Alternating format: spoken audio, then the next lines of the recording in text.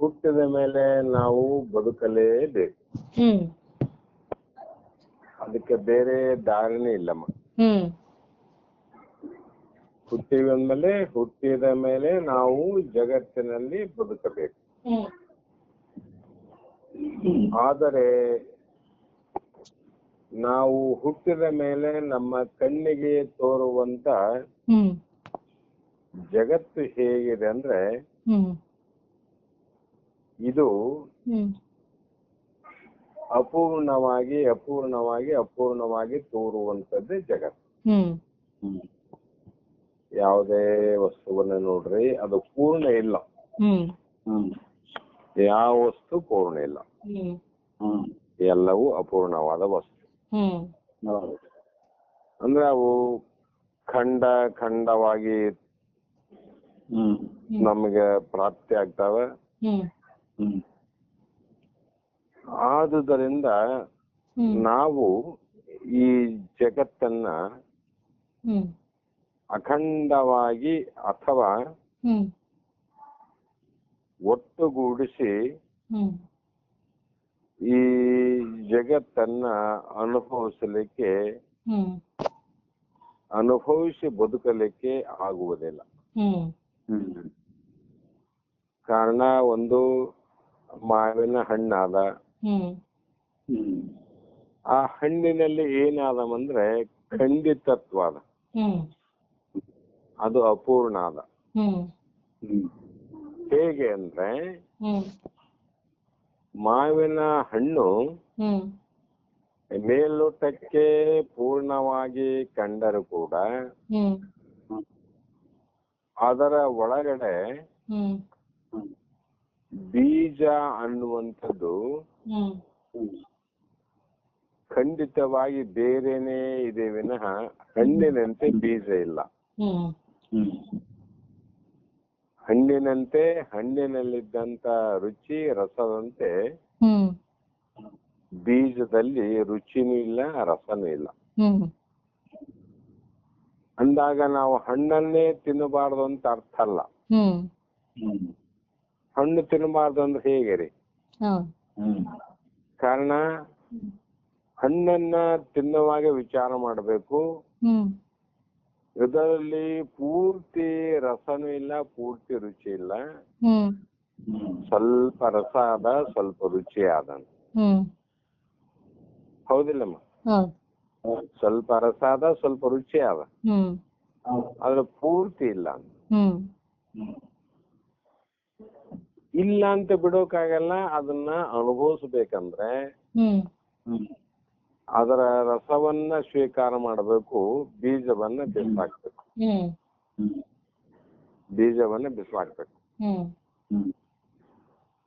ಇದೇ ರೀತಿ ನಾವು ಜಗತ್ತಿನಲ್ಲಿ ನಮ್ಮ ದೇಹದಲ್ಲಿ ಒಂದು ಪೂರ್ಣವಾಗಿರ್ತಕ್ಕಂಥ ಆನಂದ ಇಲ್ಲ, ಪೂರ್ಣವಾದಂತ ದುಃಖನೂ ಇಲ್ಲ, ಪೂರ್ತಿ ಸುಖನೂ ಇಲ್ಲ, ಪೂರ್ತಿ ದುಃಖನೂ ಇಲ್ಲ. ನಮ್ಮ ಬದುಕಿನಲ್ಲಿ ಸ್ವಲ್ಪ ಸ್ವಲ್ಪ ದುಃಖ ಇರ್ತಾವ, ಸ್ವಲ್ಪ ಸ್ವಲ್ಪ ಸುಖ ಇರ್ತಾವ. ದೇಹ ಆರೋಗ್ಯವಾಗಿತ್ತು ಅಂದ್ರೆ ನಿರೋಗಿಯಾಗಿ ಸುಖ ಅನ್ನಿಸ್ತದ. ದೇಹಕ್ಕ ಅನಾರೋಗ್ಯ ಆದ್ರೆ ಸ್ವಲ್ಪ ದುಃಖ ಅನ್ನಿಸ್ತದ. ಯಾಕಂದ್ರೆ ತೋರುವ ಪ್ರಪಂಚದ ನಿಯಮ ಇಷ್ಟ. ಯಾವುದೇ ವಸ್ತುವನ್ನು ತಗೊಳ್ರಿ, ಒಂದೇ ಪ್ರಕಾರ ಇರೋದಿಲ್ಲ ಅಂತ. ಆದ್ರೆ ಇಂಥ ಅನೇಕ ಪ್ರಕಾರವಾಗಿರ್ತಕ್ಕಂಥ ಜಗತ್ತಿನಲ್ಲಿ ನಾವು ಹುಟ್ಟಿವಿ ಅಂದ್ಮೇಲೆ ನಾವು ಸ್ವಲ್ಪ ಅನುಭವಿಸ್ಬೇಕಾದ್ರೆ ನಮಗೆ ಸ್ವಲ್ಪ ಭಗವಂತ ಕೊಟ್ಟಂತ ಆಯುಷ್ಯದಲ್ಲಿ ನಾವು ಹೇಗೆ ಬದುಕಬೇಕಂದ್ರೆ ಸುಖವಾಗಿ ಬದುಕಬೇಕು, ಆನಂದವಾಗಿ ಬದುಕಬೇಕು. ಆ ಸುಖ ಆನಂದ ಪಡೆದು ನಾವು ಬದುಕಬೇಕಾಗಿದ್ರೆ ಹಿಂದಿನ ಸಮಯ ಕಳೆದು ಹೋಗ್ಯಾವ, ಮುಂದಿನ ಸಮಯ ಯಾವತ್ತೂ ಬರ್ಬೋದು. ಇಂದಿನ ದೇಹ ಕೆಟ್ಟೋಗ್ಯದ, ಮುಂದಿನ ದೇಹ ಯಾವತ್ತೂ ಬರಬಹುದು, ಇಲ್ಲಂತಲ್ಲ. ಆದರೆ ಈ ವರ್ತಮಾನ ಕಾಲದಲ್ಲಿ ಭಗವಂತ ನಮಗೆ ಕೊಟ್ಟು ಕಳಿಸಿದ ಆಯುಷ್ಯ ಏನದ, ಈ ಆಯುಷ್ಯವನ್ನ ನಾವು ಶ್ರೇಷ್ಠವಾಗಿ ಬದುಕಲಿಕ್ಕೆ ಬಳಸಿಕೊಳ್ಳಬೇಕು. ಈ ಆಯುಷ್ಯವನ್ನ ಎದಕ್ಕೆ ಬಳಸ್ಬೇಕಮ್ಮ ಅಂದ್ರೆ, ನಮ್ಮ ಬದುಕನ್ನ ಆನಂದಮಯವಾಗಿ, ಶಾಂತಿಯಾಗಿ, ಸುಖವಾಗಿ ಕಳೆದಕ್ಕೋಸ್ಕರವಾಗಿ ಈ ವರ್ತಮಾನದ ಶರೀರವನ್ನ ನಾವು ಬಳಸ್ಕೊಳ್ಬೇಕಂತ. ಯಾಕಂದ್ರೆ ಹಿಂದೆ ಕಳೆದು ಹೋದದ್ದು ಮುಂದೆ ಬರೋದಿಲ್ಲ. ಮುಂದೆ ಬರುವಂತ ಕ್ಷಣ ನಮ್ಮದಲ್ಲ. ಹಿಂದೆ ಎಷ್ಟೋ ಜನ್ಮಗಳು ಕಳೆದು ಹೋಗ್ಯಾವಮ್ಮ, ಆ ಜನ್ಮಗಳು ನಮಗ್ ಬರೋದಿಲ್ಲ. ಮುಂದೆ ಎಷ್ಟೋ ಜನ್ಮ ಬರಬಹುದು, ಆದ್ರೆ ಸದ್ಯಕ್ಕಿಲ್ಲ. ಅದು ನಮ್ಮದು ಅಲ್ಲ, ನಮ್ಮ ಕೈಯಲ್ಲಿ ಇಲ್ಲ. ಈಗ ತೋರುವಂತ ನಮ್ಮ ಜೊತೆ ಇರುವಂತ ದೇಹ ಏನಾದ, ಆ ದೇಹದ ಜೊತೆ ನಾವು ನಮ್ಮ ಬದುಕನ್ನ ಕಟ್ಟಿಕೊಳ್ಳಬೇಕು. ಆ ಒಂದು ಬದುಕಿನಲ್ಲಿ ಹೇಗೆ ಬದುಕಬೇಕಂದ್ರೆ, ನಾನು ನಕ್ಕರೆ ನನಗೂ ಆನಂದ, ನನ್ನನ್ನ ನೋಡಿದವರಿಗೂ ಆನಂದ. ಹೌದಿಲ್ಲಮ್ಮ? ಒಂದ್ ವೇಳೆ ನಾನು ಅತ್ರೆ ನನಗೂ ದುಃಖ, ನನ್ನನ್ನು ನೋಡಿದವರಿಗೂ ದುಃಖ. ಹೌದಿಲ್ಲಮ್ಮ? ಉದಾಹರಣೆ, ಯಾರೋ ಒಬ್ಬರು ತೀರಿಕೊಂಡಂತ ಸಂದರ್ಭದಲ್ಲಿ ಅದನ್ನ ನೋಡಿ ನಾನು ಅಳ್ತಾ ಇದ್ರೆ ನನ್ನ ನೋಡಿ ಬೇರೆಯವರು ಕೂಡ ಅಳಲಿಕ್ಕೆ ಪ್ರಾರಂಭ ಮಾಡ್ತಾರೆ. ಮತ್ತೆ ಬೇರೆ ಬೇರೆ ಉತ್ತಮ ಕಾರ್ಯದಲ್ಲಿ ನಾನು ನಗ್ತಾ ನಗ್ತಾ ನಗ್ತಾ ಆ ಮದುವೆ ಮುಂಜಿ ಅನ್ನುವಂತ ಕಾರ್ಯದಲ್ಲಿ ಅಥವಾ ದೇವರು ಭಕ್ತಿ ಅನ್ನುವಂತ ಕಾರ್ಯದಲ್ಲಿ ನನ್ನ ನಗುವನ್ನ ನೋಡಿದಾಗ ನಮ್ಮನ್ನ ನೋಡಿದವರು ಕೂಡ ನಗ್ತಾ ನಗ್ತಾ ಬರ್ತಾರೆ. ಅಂದ್ರೆ ಏನರ್ಥ ಆಯ್ತಮ್ಮ ಅಂದ್ರೆ, ನಾವು ದುಃಖಿತರಾದರೆ ನನಗೂ ದುಃಖ, ನನ್ನನ್ನ ನೋಡಿದವರಿಗೂ ದುಃಖ. ಅದು ಎರಡು ಉದಾಹರಣೆ ತಿಳ್ಕೋಬೇಕು. ನಾನು ನಕ್ಕರೆ ನನಗೂ ಆನಂದ, ನನ್ನನ್ನ ನೋಡಿದವರಿಗೂ ಆನಂದ. ಈ ರೀತಿಯಾಗಿ ನಾವು ಹೇಗೆ ಬದುಕಬೇಕಂದ್ರೆ, ನಗು ನಗುತ್ತಾ ನಮ್ಮ ಬದುಕನ್ನ ನಿತ್ಯ ಉತ್ಸವವಾಗಿ ಮಾಡ್ಕೋಬೇಕು. ಉತ್ಸವ ಅಂದ್ರೆ, ಜಾತ್ರೆ ಅಂದ್ರೆ, ಆ ಜಾತ್ರೆಗೆ ಹೋಗುವಾಗ ಎಷ್ಟು ಉತ್ಸಾಹ ಇರ್ತದ, ಲವಲವಿಕೆ ಇರ್ತದಲ್ಲಮ್ಮ. ಅದೇ ರೀತಿ ಒಂದು ದಿನ ಒಂದು ಜಾತ್ರೆಯ ನೋಡಿ ಆನಂದ ಪಡೋದಲ್ಲ, ಪ್ರತಿ ಕ್ಷಣದಲ್ಲಿ ಕೂಡ ನಮ್ಮ ಜೀವನ ಆನಂದಮಯವಾಗಬೇಕು, ಶಾಂತಿಯಿಂದ ಕೂಡಿರಬೇಕು. ಈ ರೀತಿ ನೆಮ್ಮದಿಯಿಂದ ಮತ್ತು ನಿಶ್ಚಿಂತೆಯಿಂದ ಇದ್ದದ್ದಾದರೆ ಹ್ಮ್ ಆಗ ನಮ್ಮ ಬದುಕು ಸಂತಸದ ಕಡಲಾಗುತ್ತದೆ, ಹ್ಮ್ ಸಂತೋಷದ ಕಡಲಂತ. ಹ್ಮ್ ಯಾವಾಗಲೂ ಸದಾ ಆನಂದವಾಗಿ ಜೀವನವನ್ನ ಮಾಡ್ತಾರ ಆ ವ್ಯಕ್ತಿಗಳು. ಹ್ಮ್ ಕಾರಣ ಹ್ಮ್ ಈ ನಮ್ಮ ಹ್ಮ್ ಬದುಕು ಅಂತ ಏನ್ ಕರಿತೀವಿ, ಹ್ಮ್ ಬದುಕು ಅಂದ್ರೆ ಸುಮ್ಮನೆ ಹ್ಮ್ ಹುಟ್ಟಿದ ಮೇಲೆ ಜಡವಾಗಿ ಇರುವುದಲ್ಲ. ಹ್ಮ್ ನಾವು ಮನುಷ್ಯರಾಗಿ ಜನ್ಮ ತೊಟ್ಟು ಬಂದೀವಂದ್ರೆ ಹ್ಮ್ ಕಲ್ಲು ಕಟ್ಟಿಯಂತೆ ಹ್ಮ್ ಏನೆಂದೂ ಮಾಡದೆ ಇರಲಿಕ್ಕೆ ಆಗುವುದಿಲ್ಲ. ಹ್ಮ್ ಆದರೆ ಹ್ಮ್ ಆ ಒಂದು ಬದುಕಿನಲ್ಲಿ ಹ್ಮ್ ನಾವು ಕ್ರಿಯಾಶೀಲರಾಗಿ ಬದುಕಬೇಕು. ಹ್ಮ್ ಕ್ರಿಯೆಯನ್ನ ಮಾಡ್ತಾ ಮಾಡ್ತಾ ಮಾಡ್ತಾ ಬದುಕೋದು. ಹ್ಮ್ ಕಾರಣ ಈಗ ಒಂದು ದೊಡ್ಡ ಮನೆ ಇದೆ, ಹ್ಮ್ ಆ ಮನೆ ಜಡ ಅಂತ, ಹ್ಮ್ ಅದರಲ್ಲಿ ಕ್ರಿಯೆ ಮಾಡಂಗಿಲ್ಲ ಮನೆ. ಹ್ಮ್ ಮನೆ ಅಂತ ತನ್ನ ಜ್ಞಾನ ಇಲ್ಲ, ಪರರ ಜ್ಞಾನ ಇಲ್ಲ, ಸ್ವಯಂ ಹ್ಮ್ ಮೆತ್ತಿ ಶೂನ್ಯತ್ವಂ ಜಡತ್ವಂ. ಹ್ಮ್ ಆದರೆ ಆ ಮನೆಯಲ್ಲಿರುವಂತ ಮನುಷ್ಯನಿಗೆ ಬದುಕಾದ ನೋಡ್ರಿ. ಹ್ಮ್ ಮನೆಗೆ ಬದುಕಿಲ್ಲ.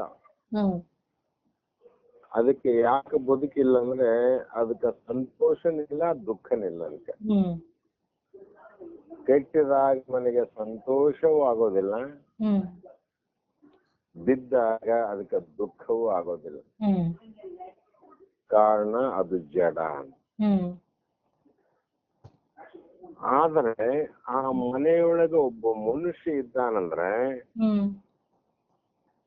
ಆ ಮನುಷ್ಯನ ಹ್ಮ್ ಪ್ರತಿ ಕ್ಷಣ ಪ್ರತಿ ಕ್ಷಣ ಪ್ರತಿ ಕ್ಷಣ ಹ್ಮ್ ಅವನು ವಿಚಾರವನ್ನು ಮಾಡ್ತಾನೆ. ಹ್ಮ್ ಲಾಭ ಏನು, ನಷ್ಟ ಏನು, ಹ್ಮ್ ಮತ್ತೆ ಅದರ ಜೊತೆಯಲ್ಲಿ ಹ್ಮ್ ನಾನು ಮಾಡಿದ್ದು ಏನು, ಹ್ಮ್ ಬಿಟ್ಟದ್ದು ಏನು, ಹ್ಮ್ ಏನನ್ನ ಮಾಡಬಾರದಾಗಿತ್ತು, ಹ್ಮ್ ಏನನ್ನು ಮಾಡಿದೆ ಹ್ಮ್ ಅನ್ನುವಂತ ವಿಚಾರ ಅವನ ಮನಸ್ಸಿನಲ್ಲಿ ಪ್ರತಿ ಕ್ಷಣದಿಂದ ಬದುಕ್ತಾನ. ಹ್ಮ್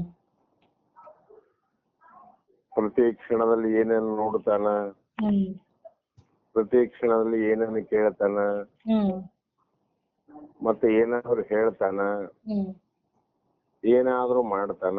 ಹ್ಮ್ ಯಾಕೆಂದ್ರೆ ಇದು ಸದಾ ಕ್ರಿಯಾಶೀಲವಾಗಿ ಹ್ಮ್ ಬದುಕುವುದೇ ಹ್ಮ್ ಈ ಮಾನವ ಜನ್ಮದ ಹ್ಮ್ ಉತ್ತಮವಾದ ಬದುಕು. ಹ್ಮ್ ಇವನ್ ಏನನ್ನ ಮಾಡಬೇಕು ಅಂತ. ಹ್ಮ್ ಈಗ ಹ್ಮ್ ಒಂದು ಹ್ಮ್ ಜಡವಾದ ಹೂವು. ಹ್ಮ್ ಹೂವು ಅಂದ್ರೆ ಒಂದು ಪ್ಲಾಸ್ಟಿಕ್ ಹೂವು. ಹ್ಮ್ ಆ ಪ್ಲಾಸ್ಟಿಕ್ ಹೂವಿಗೆ ಹ್ಮ್ ಬದುಕಿಲ್ಲ ಅಂತ, ಹ್ಮ್ ಅದಕ್ಕೆ ಏನು ಬದುಕಿಲ್ಲ ಅಂತ, ಹ್ಮ್ ಮತ್ತೆ ಅದರಲ್ಲಿ ಏನು ಇಲ್ಲ. ಹ್ಮ್ ಏನು ಇಲ್ಲ ಅಂದ್ರೆ ಅದು ಹ್ಮ್ ಬಾಡೋದಿಲ್ಲ, ಅರಳುವುದಿಲ್ಲ, ಹ್ಮ್ ಮತ್ತು ತನ್ನಲ್ಲಿ ಇರುವಂತ ಸುಗಂಧವನ್ನ ಅಥವಾ ಪರಿಮಳವನ್ನ ಹ್ಮ್ ಜಗತ್ತಿಗೆ ಹಂಚೋದಿಲ್ಲ. ಹ್ಮ್ ಯಾವುದ್ರಿ? ಜಡವಾದ ಹೂವು, ಹ್ಮ್ ಕಾಗದದ ಹೂವು. ಹ್ಮ್ ನೋಡ್ಲಿಕ್ಕೆ ಕಮಲ ಕಂಡಂತೆ ಕಾಣಿಸ್ತದ, ನೋಡ್ಲಿಕ್ಕೆ ಸೇವಂತಿಗೆ ಅಂತ ಕಾಣಿಸ್ತದ, ಆದ್ರೆ ನಿಜವಾದ ಹೂವಿನಂತೆ ಹುಟ್ಟಿಲ್ಲ, ಹ್ಮ್ ನಿಜವಾದ ಹೂವಿನಂತೆ ಬಾಡೋದಿಲ್ಲ, ಹ್ಮ್ ಬದುಕಿದಂತ ವರ್ತಮಾನ ಕಾಲದಲ್ಲಿ ತನ್ನ ವಾಸನೆಯನ್ನ ಇನ್ನೊಬ್ಬರಿಗೆ ಕೊಡೋದಿಲ್ಲ. ಯಾಕಂದ್ರೆ ಅದು ನಿಜವಾದ ಬದುಕಿಲ್ಲ ಅಂತ. ಅದಕ್ಕೆ ನೋಡ್ಲಿಕ್ಕೆ ಚಂದ ಕಾಣಿಸ್ತದೆ, ಆದ್ರೆ ನಿಜವಾದ ಬದುಕಿಲ್ಲ. ಕಾರಣ ಮರದಲ್ಲಿ ಇರುವಂತ ಹೂವು ಒಂದು ಕ್ಷಣ ಅರಳುತ್ತದ, ಸುತ್ತೆಲ್ಲ ಸಂತೋಷದ ಸುಗಂಧವನ್ನ ಬಿಡ್ತದ, ಮತ್ತೊಂದು ಕ್ಷಣದಲ್ಲಿ ಬಾಡುತ್ತದೆ. ಯಾವ ಹೂವಮ್ಮ? ನಿಜವಾದ ಹೂವು. ಅದು ಬಾಡಿ ಒಂದು ಮತ್ತೆ ಯಾರಿಗೆ ಕಾಣಲಾರ್ದಾಗ ಮರೆಯಾಗಿ ಹೋಗುತ್ತದೆ. ಅದು ಯಾರಿಗೆ ಕಾಣಂಗಿಲ್ಲ ನೋಡಮ್ಮ. ಆದರೆ ಹೂವು ಕಾಣದೇ ಇದ್ದರೂ ಕೂಡ ಹೂವಿನ ಸುಗಂಧ ಆ ಮನಸ್ಸಿನಲ್ಲಿ ನೆಲೆಸಿರುತ್ತದೆ. ಅದು ಬದುಕು ಅಂತ. ಬದುಕು ಅಂದ್ರೆ ಹೇಗೆ ಅಂದ್ರೆ ಒಂದು ಹೂವಿನಂತೆ ಬದುಕಬೇಕಂತ. ಜಡವಾಗಿ ಬದುಕುವುದು ಬದುಕಲ್ಲ. ಕಾರಣ ಮನುಷ್ಯ ಕುಲದ ಜನನದ ಲಾಭ ಆವುದು ಅಂತ ನಿಜವನ್ನು ಪ್ರಶ್ನೆ ಮಾಡಿದ್ರು. ಆ ಪ್ರಶ್ನೆಯಲ್ಲಿ ಅನಂತ ಉತ್ತರಗಳನ್ನ ವಿಚಾರ ಮಾಡ್ತಾ ಮಾಡ್ತಾ ಹೋದ್ರೆ ಪ್ರಶ್ನೆ ಒಂದಿದೆ, ಉತ್ತರ ಹಲವು ರೀತಿಯಿಂದಿದೆ. ಜಗತ್ತಿನಲ್ಲಿ ಒಂದು ಪ್ರಶ್ನೆಗೆ ಒಂದೇ ಉತ್ತರ ಇರ್ತದೆ. ಆದರೆ ಮನುಷ್ಯ ಕುಲದ ಜನನದ ಲಾಭ ಆವುದು ಅಂತ ನಿಜವನಿರ ಪ್ರಶ್ನೆಗೆ ಸಾವಿರಾರು ಉತ್ತರಗಳು ಕೊಟ್ಟರೂ ಕೂಡ ಅದು ಕಡಿಮೆನೇ ಕಡಿಮೆನೇ ಕಡಿಮೆನೇ ಅನಿಸ್ತದೆ. ಕಾರಣ ನಾವು ಮನುಷ್ಯರಾಗಿ ಮೇಲೆ ಒಂದು ಲಾಭವನ್ನ ಮಾಡಿಕೊಳ್ಳದಕ್ಕೋಸ್ಕರವಾಗಿಯೇ ಈ ಜಗತ್ತಿಗೆ ಬಂದದ್ದು. ಯಾವುದಕ್ಕೋಸ್ಕರ ಅಂದ್ರೆ ಲಾಭವನ್ನ ಮಾಡಿಕೊಳ್ಳಕ್ಕೋಸ್ಕರವಾಗಿ ಜಗತ್ತಿಗೆ ಬಂದದ್ದು. ಆದರೆ ನಮಗೆ ಲಾಭ ಅಂದ್ರೆ ನಮ್ಗೆ ತಕ್ಷಣ ನಮ್ಮ ಬುದ್ಧಿಯಲ್ಲಿ ಉಳಿಯುವುದು ಗಳಿಕೆ ಅಂತೀವಿ ನಾವು. ಎಷ್ಟು ಲಾಭ ಅಂದ್ರೆ ಅದು ಗಳಿಕೆ ಅಂತ. ಆ ಹೊರಗಿನ ಪದಾರ್ಥಗಳನ್ನ ಎಣಿಕೆಯನ್ನ ಮಾಡಿ ನಾವು ಲಾಭ ಅಂತೀವಿ. ಎಣಿಕೆ ಕಡಿಮೆ ಆಯ್ತಂದ್ರೆ ಅದೇನಂತೀವಿ ನಷ್ಟ ಅಂತೀವಿ. ನಮ್ಮ ಭಾವ ಇದು, ನಮ್ಮ ಜೀವನ ಭಾವ.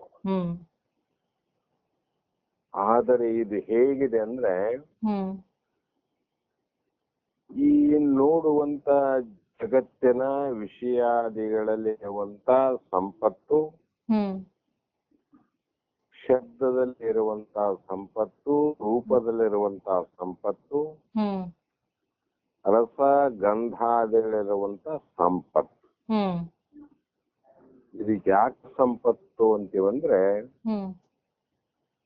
ನಾಸಿಕ್ ಅಂದ್ರೆ ಮೂಗಿನಲ್ಲಿ ವಾಸನೆಯ ಸಂಪತ್ತಾದ, ಕಿವಿಗಳಲ್ಲಿ ಶಬ್ದದ ಸಂಪತ್ತು ಆದ, ಕಣ್ಣುಗಳಲ್ಲಿ ರೂಪದ ಸಂಪತ್ತಾದ, ಚರ್ಮದಲ್ಲಿ ಸ್ಪರ್ಶದ ಸಂಪತ್ತಾದ, ನಾಲಿಗೆಯಲ್ಲಿ ರಸದ ಸಂಪತ್ತೇ ಆದ. ಎಂಥ ಸಂಪತ್ತಮ ಇವು. ಒಂದು ಸಲ ಸ್ವಲ್ಪ ನಾಲಿಗೆ ಏನಾದ್ರು ಕೆಟ್ಟಿತ್ತು ಅಂದ್ರೆ ಯಾವ ಪದಾರ್ಥಗಳ ರುಚಿನೇ ಆಗೋದಿಲ್ಲ ನಮಗೆ. ಎಂಥ ಕಿಮ್ಮತ್ತು. 5,000 10,000 ರೂಪಾಯಿ ಅಡಿಗೆಯನ್ನ ಮಾಡಿ ಬಾಯಲ್ಲಿ ಇಟ್ಟರು ಕೂಡ ಆ ಅಡಿಗೆಯ ರುಚಿ ನಮಗಾಗೋದಿಲ್ಲ. ಕಾರಣ ನಾಲಿಗೆ ಕೆಟ್ಟಿತ್ತು ಅಂದ್ರೆ ಹ್ಮ್ ರುಚಿಯ ಸಂಪತ್ತೇ ಹಾಳಾಗ್ತದ ಬದುಕಿನಲ್ಲಿ. ಹ್ಮ್ ರುಚಿನೇ ಹೋಗ್ಬಿಡುತ್ತೆ ನೋಡ್ರಿ ಅವನಿಗೆ. ಹೌದು. ಶಬ್ದದ ಸಂಪತ್ತು ಅಂತಕ್ಕಂಥದ್ದು ಇದು ಸಂಪತ್ತೇ. ಹ್ಮ್ ಯಾಕಂದ್ರೆ ಹ್ಮ್ ಈ ವೇದ ವೇದಾಂತ ಹ್ಮ್ ಶಾಸ್ತ್ರ ಪುರಾಣ ಆಗಮ ಹ್ಮ್ ಶರಣರ ನಡೆ ಮತ್ತು ನುಡಿ, ಹ್ಮ್ ಅವರ ವಿಚಾರ, ಅವರ ವಿವೇಕ, ಅವರ ಜ್ಞಾನ, ಹ್ಮ್ ಇಷ್ಟೆಲ್ಲವನ್ನು ಕೇಳಬೇಕಾಗಿತ್ತು ಅಂದ್ರೆ ಆ ಹ್ಮ್ ಶಬ್ದ ಸಂಗ್ರಹದ ಸಂಪತ್ತನ್ನೇ ನಾವು ಪಡಿಬೇಕಾಗಿದ್ರೆ, ಹ್ಮ್ ರುಚಿಯ ಸಂಪತ್ತನ್ನು ಪಡಿಬೇಕಾಗಿದ್ರೆ ನಾಲಿಗೆ ಸರಿಯಾಗಿರ್ಬೇಕು. ಹ್ಮ್ ಮಹಾತ್ಮನ ಶಬ್ದದ ಸಂಪತ್ತನ್ನ ಹ್ಮ್ ಸಂಗ್ರಹಿಸಬೇಕಾಗಿತ್ತು ಅಂದ್ರೆ ಹ್ಮ್ ನಮಗೆ ಶ್ರೋತ್ರ ಚೆನ್ನಾಗಿರ್ಬೇಕಂತ. ಹ್ಮ್ ಕಿವಿ, ಹ್ಮ್ ಆ ಕಿವಿ ಕೆಟ್ಟಿತ್ತು ಅಂದ್ರೆ ಹ್ಮ್ ಈ ಮಹಾತ್ಮರ ಶಬ್ದದ ಸಂಪತ್ತೇ ಇಲ್ದಂಗೆ ಆಯ್ತು ನಾವು. ಹೌದು. ಮತ್ತ ಶ್ರೀ ಗುರು ವಚನೋಪದೇಶನ ಆಲಿಸಿದಾಗಲಹುದು ನರರಿಗೆ ಮುಕ್ತಿ. ಹ್ಮ್ ವಚನಗಳು ನಮಗ ಪ್ರವೇಶ ಆಗಬೇಕಾಗಿದ್ರೆ ಹ್ಮ್ ಅದಕ್ಕೆ ಒಂದೇ ಒಂದು ದಾರಿ. ಹ್ಮ್ ಹಲವು ದಾರಿಗಳು ಇಲ್ಲ ಅಲ್ಲಿ. ಹ್ಮ್ ಒಂದೇ ಒಂದು ದಾರಿ ಯಾವುದು ಅಂದ್ರೆ ಹ್ಮ್ ನಮ್ಮ ಕಿವಿ ಅನ್ನುವಂಥದ್ದು ಹ್ಮ್ ಅದೇ ಶಬ್ದಗಳು ಪ್ರವೇಶ ಆಗಲಿಕ್ಕೆ ಮಾರ್ಗ ಅಂತ. ಹ್ಮ್ ಇದು ಕೆಟ್ಟಿತ್ತು ಅಂದ್ರೆ ಹ್ಮ್ ಶಬ್ದ ಸಂಪತ್ತೇ ಕೆಟ್ಟು. ಹ್ಮ್ ಈ ರೀತಿಯಾಗಿ ಹ್ಮ್ ಕಣ್ಣು ಏನಾದರೂ ಕೆಟ್ಟಿತು ಅಂದ್ರೆ ಹ್ಮ್ ಈ ಲೋಕದ ರೂಪದ ಸಂಪತ್ತನ್ನೇ ಕಳ್ಕೊಂತಹ ಆ ಬದುಕಿನಿಲ್ಲ. ಹ್ಮ್ ರೂಪದ ಸಂಪತ್ತು ಎಷ್ಟಿದೆ ನಮ್ಮ ಜಗತ್ತಿನಲ್ಲಿ? ತುಂಬಾ. ನಾನಾ ರೂಪ, ನಾನಾ ಆಕಾರ, ನಾನಾ ಬಣ್ಣ. ಹ್ಮ್ ಎಷ್ಟು ನೋಡಿ ಆನಂದ ಪಡುವಂತ ನೇತ್ರದಿಂದ ನೋಡಿ ಆನಂದ ಪಡಲಿಕ್ಕೆ ಅನುಕೂಲ ಅಲ್ಲ ಜೀವನಿಗೆ. ಆದರೆ ಕಣ್ಣೇ ಕೆಟ್ಟಿತ್ತು ಅಂದ್ರೆ ರೂಪ ಸಂಪತ್ತೆಲ್ಲ ಕೆಟ್ಟಂಗ. ಹೊರಗಡೆ ರೂಪ ಇಲ್ಲಂತಲ್ಲ, ಆದ್ರೆ ಆ ಸಂಪತ್ತು ನನಗೆ ದೊರೆಯೋದಿಲ್ಲ. ಯಾಕಂದ್ರೆ ಅದರ ಮಾರ್ಗ ಕೆಟ್ಟಿದೆ, ಕಣ್ಣು ಕೆಟ್ಟಿದೆ. ಅದೇ ರೀತಿಯಾಗಿ ಯಾವುದೇ ಸ್ಪರ್ಶವನ್ನ ಮಾಡಬೇಕಾಗಿತ್ತು ಅಂದ್ರೆ ಅದಕ್ಕ ಚರ್ಮೇಂದ್ರಿಯ ಅನ್ನುವಂತ 5 ಜ್ಞಾನೇಂದ್ರಿಯಗಳಿಂದ 5 ವಿಷಯಾದಿಗಳ ಸಂಪತ್ತನ್ನ ಪಡ್ಲಿಕ್ಕೆ ಏನು ಬೇಕಾಗಿತ್ತು ಅಂದ್ರೆ ಈ ಮಾನವ ಶರೀರವೇ ಬೇಕಾಗಿತ್ತು. ಅದಕ್ಕೆ ಭಗವಂತ ನಮಗೇನು ಮಾಡದಂದ್ರೆ ಜಗತ್ತಿನಲ್ಲಿ ಮನುಷ್ಯ ಕುಲದ ಜನನದ ಲಾಭವಾಗುವುದು. ಈ ಸಂಪತ್ತುಗಳನ್ನ ನೀ ನೋಡಲಿಕ್ಕಾಗಿ ಜಗತ್ತಿಗೆ ಬಂದಿವಂತ, ನೋಡಲಿಕ್ಕಾಗಿ. ಆದರೆ ಏನು ತಪ್ಪಾಗ್ತದ ಅಂದ್ರೆ ಒಂದು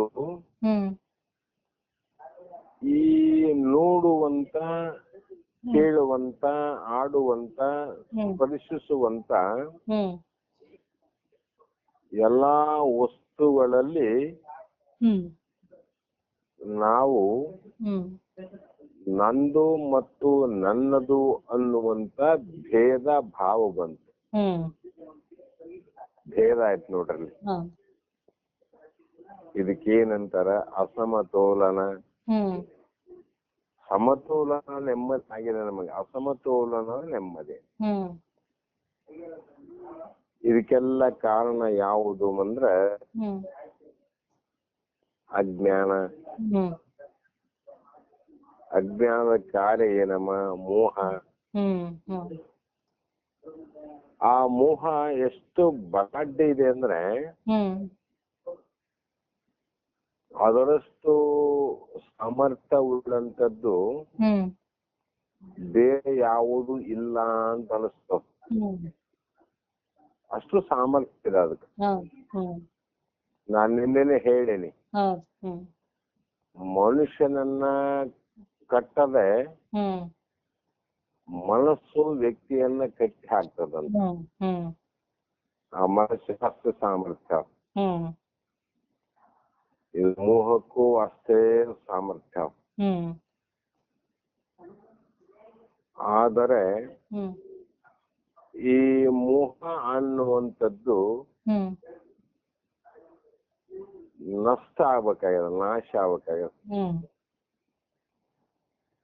ಅದು ನಾಶ ಮಾಡ್ಲಿಕ್ಕೆ ಸಾಧ್ಯ ಇದೆ ಅಂದ್ರೆ ಹ್ಮ್ ಬಹಳ ಜನ ಹೇಳ್ತಾರ ಮೋಹವನ್ನ ಕಳೆದುಕೊಳ್ಳಲಿಕ್ಕೆ ಬಹಳ ಕಷ್ಟ, ಹ್ಮ್ ಮೋಹವನ್ನು ಬಿಡುವುದು ಬಹಳ ಕಷ್ಟ, ಹ್ಮ್ ಅದು ಸಾಮಾನ್ಯ ಅಲ್ಲ ಅಂತ ಹೇಳಿದ್ರು ಕೂಡ ಹ್ಮ್ ನಮ್ಮೆಲ್ಲರಿಗೂ ಅನುಭವ.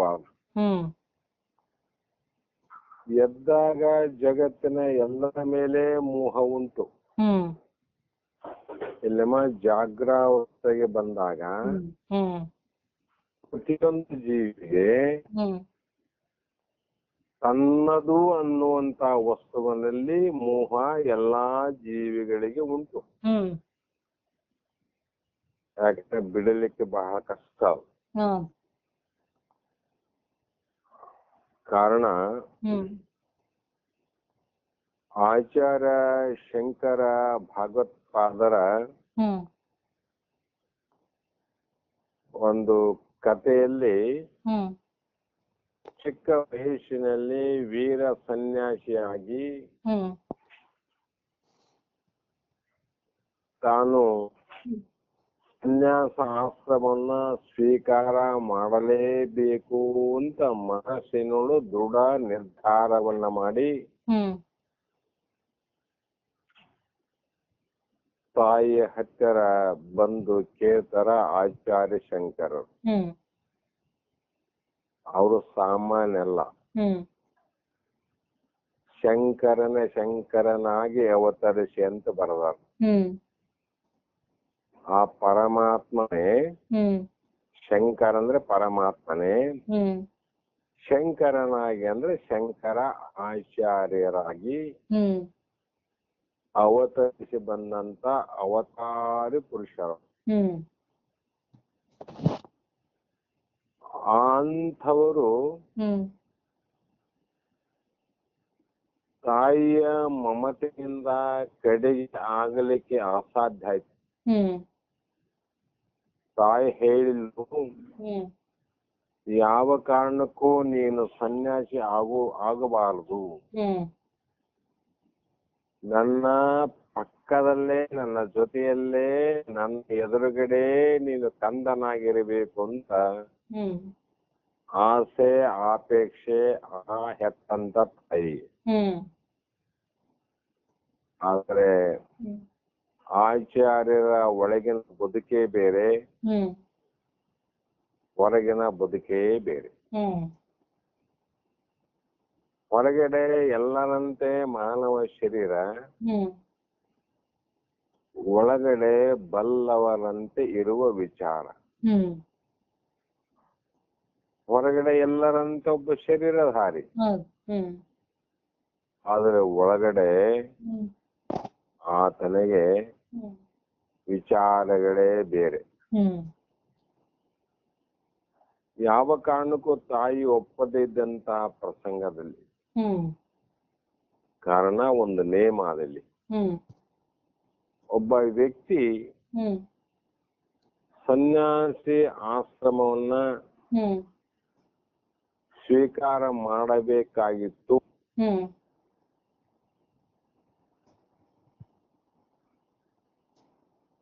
ಹಲೋ.